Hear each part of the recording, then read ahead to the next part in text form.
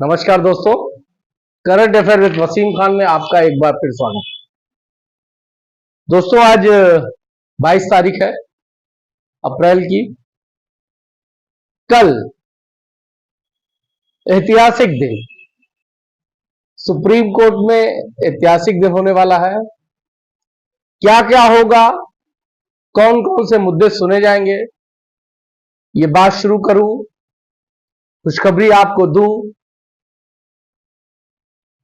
आपके धैर्य का समय खत्म हो रहा है।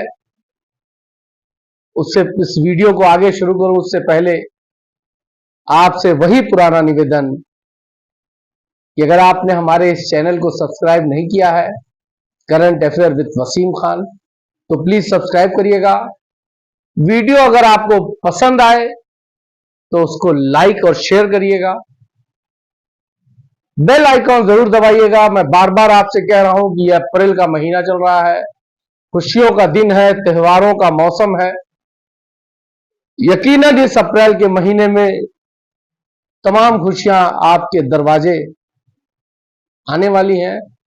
उन सूचनाओं को आप तक पहुंचाने के लिए इस चैनल के सब्सक्राइबर अपना बेल आइकॉन जरूर दबाए रखें, जिससे कि जैसे ही कोई सूचना हो, चाहे वो न्यायालय की हो, प्रबंधन की हो, सहारा बैंक की हो, या जो भी सूचनाएं आपके लिए हो, वो सूचनाएं आप तक पहुंचे, पहले पहुंचे। इसके लिए सब्सक्राइब करिएगा। दोस्तों, तो मैं ये कह रहा था कि आज 22 तारीख है और कल 23 तारीख को मंगलवार के दिन सुप्रीम कोर्ट में सहारा से संबंधित लगभग सारे केसों पर सुनवाई है। सारे केसों का बंच कह सकते हैं आप उसको कर लिया गया है। एक दो अलग है, लेकिन जो दो बड़े मामले हैं, जो पीआईएल है और जो सहारा सेबी विवाद है, इस पर सुनवाई के लिए सुप्रीम कोर्ट ने 16 तारीख दी थी। 16 तारीख को बहस हुई थी और फिर कुछ, चूंकि 16 तारीख को और भी तमाम मामले थे, और 23 तारीख को यानी कल आपको इस पर बहस आगे जारी होगी। फैसले की घड़ी इसलिए नहीं कह सकता, फैसला तो इसी बहस में आना है, लेकिन फैसला 23 को ही आ जाएगा इसकी कोई गारंटी नहीं है। फैसला और बहस 23 से शुरू होकर के 24-25 तक भी जा सकती है। जो सूचनाएं आ रही हैं कि बहस लंबी होगी, तर्क के साथ होगी और निवेशकों के हित की बात होगी। और मैं कह रहा हूं, मैंने पहले भी कहा था कि आप लोगों का धैर्य काम आया, आपका संघर्ष काम आया। सुप्रीम कोर्ट को मजबूर होना पड़ा आपके लिए सुनवाई करने के लिए। और जो सबसे बड़ा मुद्दा सहारा सेबी विवाद का है, मैंने इसके पहले भी आपको बताया था कि सहारा सेबी विवाद का मुकदमा स्वर्गीय सुब्रत राय जी लेकर के न्यायालय में गए थे। उनका यह मत था कि हमने जो सेबी में पैसा जमा किया 15,000 करोड़, उस वक्त जो आज 26-28 हजार करोड़ के लगभग ब्याज समेत हो गया है, वो पैसा हमको सेबी को बांटने के लिए दिया गया था और सेबी उसका 1% भी बांट नहीं पाई।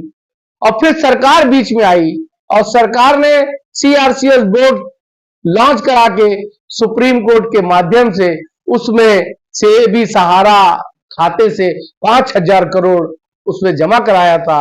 वो भी सीआरसीएस बोर्ड के माध्यम से बांट नहीं पाए, 1% लोगों को भी बांट नहीं पाए, 1% रकम नहीं बांट पाए।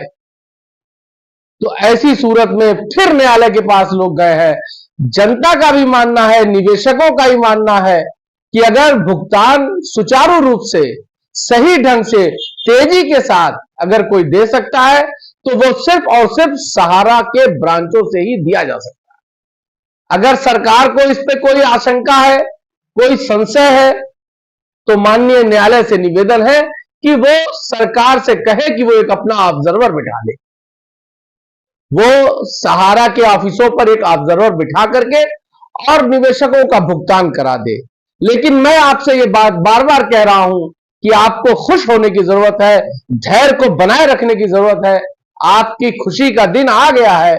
कल कल वो दिन है जब आपके लिए सुप्रीम कोर्ट से कोई ना कोई फैसला आएगा और बहस भले लंबी जाएगी, लेकिन यकीन है, पूरा विश्वास है और सब लोगों को इस पर, पूरे देश के निवेशकों की नजर है इस पर, और सुप्रीम कोर्ट से बहुत उम्मीद है, आशा है लोगों को कि सुप्रीम कोर्ट निवेशकों के हित के लिए उनका जो पाई है वो ब्याज सहित, चूंकि प्रबंधन ब्याज सहित वापस करने की बात कल भी कर रहा था, आज भी कर रहा है, तो प्रबंधन अगर ब्याज सहित देने की बात कर रहा है तो फिर किसी को कोई एतराज नहीं होना चाहिए।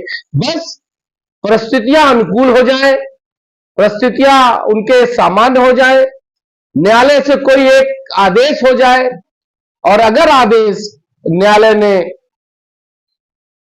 निवेशकों के हित के लिए किया और सहारा ब्रांड से पैसा देने की बात हुई, जैसा कि पूरी उम्मीद है कि हम ये मानते हैं कि यही एक आसान और सरल तरीका है कि अगर सहारा के ब्रांचों से ही पेमेंट का अधिकार दिया जाए तो यकीनन सहारा 80-90% लोगों को बखूबी बांट देगी पैसा।